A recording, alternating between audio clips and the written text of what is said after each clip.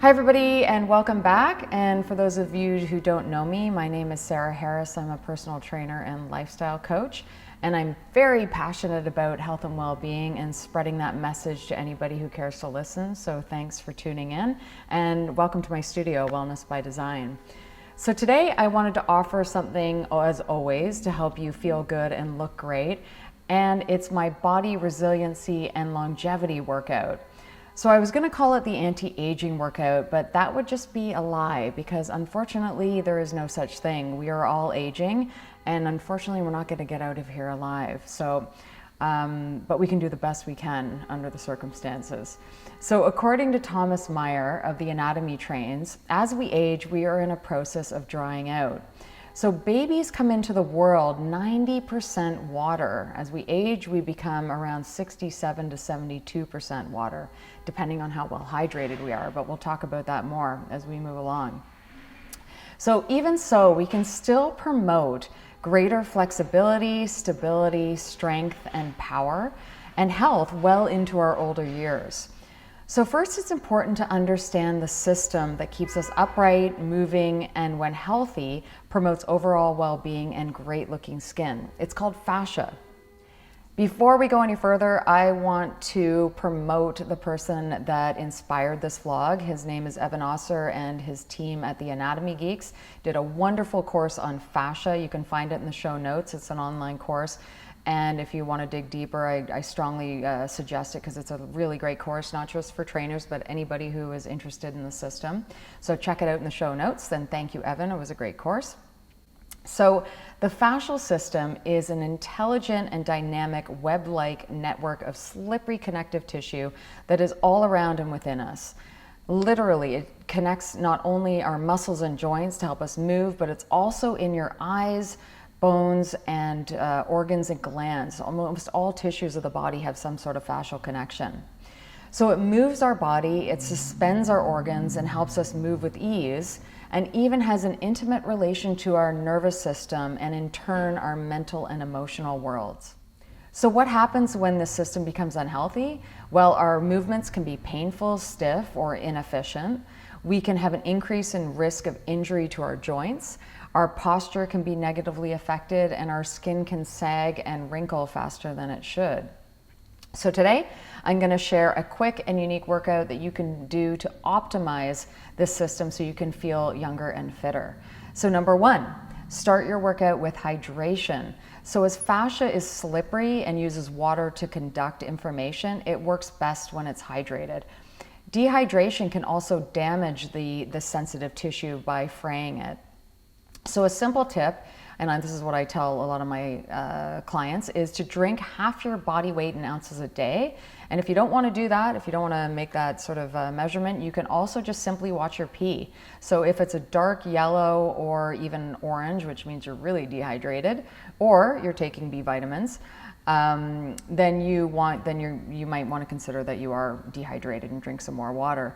So an easy way to stay hydrated is one of the best ways I find is just to keep a water bottle around. Just having that cue on your desk or in your vicinity is a really helpful way to just kind of highlight, there's my water bottle I need to drink.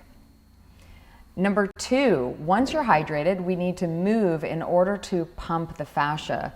So breathing, to me, is the foundation to movement. You might not think breathing of movement, but actually if you take a deep breath in and a deep breath out, you'll find that it does move a lot of your tissue around. So our breathing apparatus is linked to one of many of the myofascial chains outlined by Thomas Myers. And when I say myofascial, I mean myo is muscle and fascia is the fascia system. And he talks about one of these chains being the deep front line.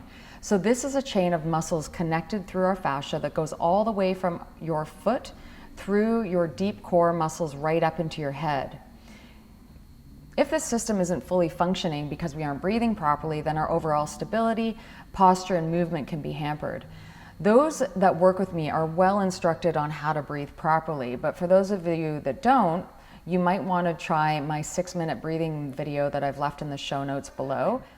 Number three, move. So learning how to squat correctly is really important because it's one of the primal sort of movement patterns. We squat to get up and out of a chair. We squat to get in and out of a car.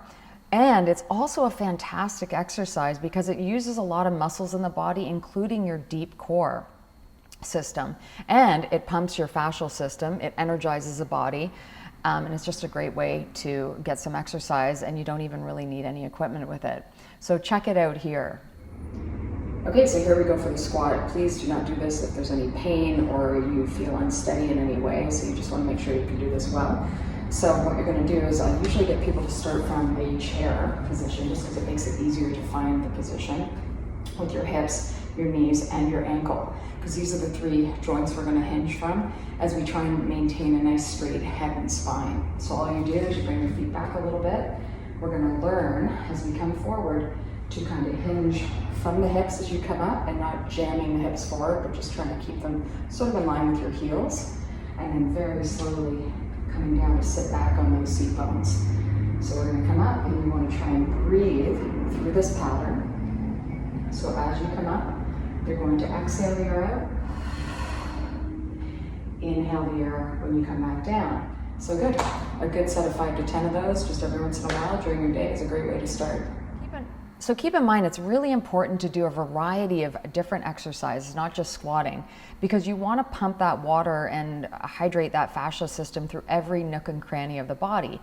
So doing yoga, weight training, swimming, even just dancing is a great way to get that fascial system pumped and hydrated. Number 4, work out your emotions. So Guy Voyer, who's an osteopath and the founder of the Aldoa system, which is basically a system that helps you work with the fascia to decompress the joints. He says that the 2 worst enemies of the fascia are dehydration and stress. So interesting to note that our fascial system is so intelligent that it can form or deform according to our attitudes and emotions. So I've literally had clients burst into tears when we've released certain muscles. I myself, when I was 25, went to my first yoga class and ended up in a ball of tears on the floor, which was great because it's a wonderful way. I obviously was holding a lot of tension, and this allowed me to release them. You can also notice in people's postures, when you look at them, you can notice when someone's sad or depressed, they usually sort of hunch forward and protect that sort of heart center. And also happy people tend to stand up upright and or have a smile on their face. Do you notice when you're stressed? So let's just try something for a moment. Just for a moment, I want you to think of something stressful that happened within the last week or a negative interaction with someone, and just like the first thing that pops into your head, and just notice how that feels in your body for a few moments.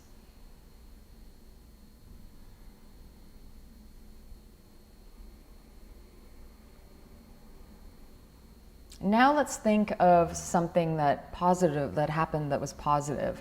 You felt more connected to someone in your household or in your work, or you did something that was fun, and just sit with that. Again, the first thing that pops into your mind.